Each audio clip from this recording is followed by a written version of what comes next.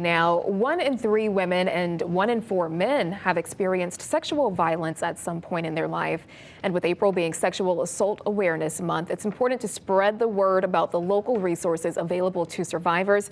And this morning we have Bradley Alagna. He is the volunteer program assistant for the YWCA Sexual Assault Crisis Service Program over in New Britain. Good morning, Bradley. How are you doing this morning? Hello, I'm well. Thank you for having me. Thank you for joining us on the show. Of course, we have a lot to get to. Tell us a little bit about the services you all provide to survivors of sexual assault.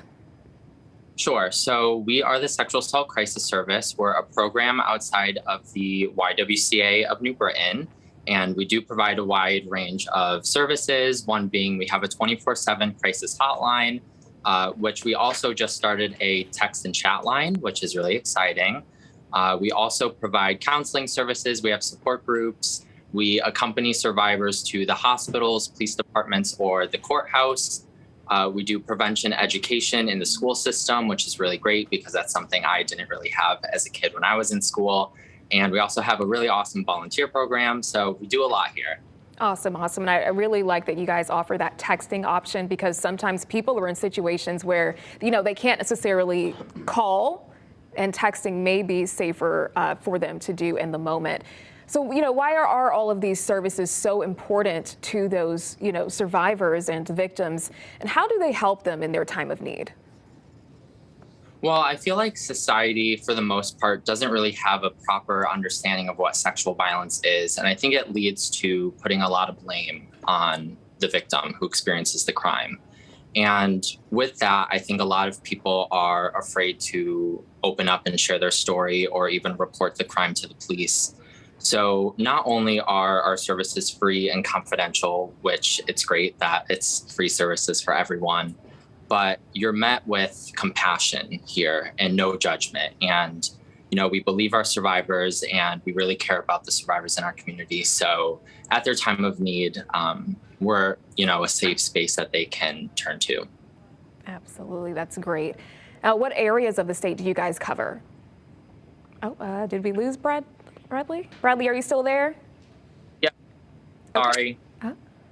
Give him just a second to get his camera back up. There we go. All right. I'm here. If you could go ahead and tell us which areas of the state you guys cover? Sure. So my center specifically out of the YWCA of New Britain, we serve the Hartford territory. So all 46 towns, including Tolland and Plymouth. So we're always very busy, but there's 8 member centers throughout the state of Connecticut. So no matter where you live within the state, there is a member center that can serve you and provide you services. Okay.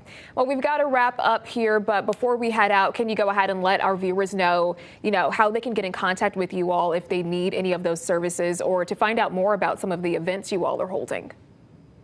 Sure. So as I mentioned, we do have that crisis hotline that's 24/7 and now the text chat line. Throughout the month of April, we do have some events that are going on. We have a Miles to End Sexual Violence. So we'll be going in the community and doing group meetups for walks. We have a found poetry event towards the end of the month that one of our own volunteers will be hosting, which is really awesome. We're going to be showing a screening of The Phoenix Rising. And also at the end of the month, we have a community wellness fair for folks in our community to get connected with a wide range of mental health resources, which is going to be really awesome.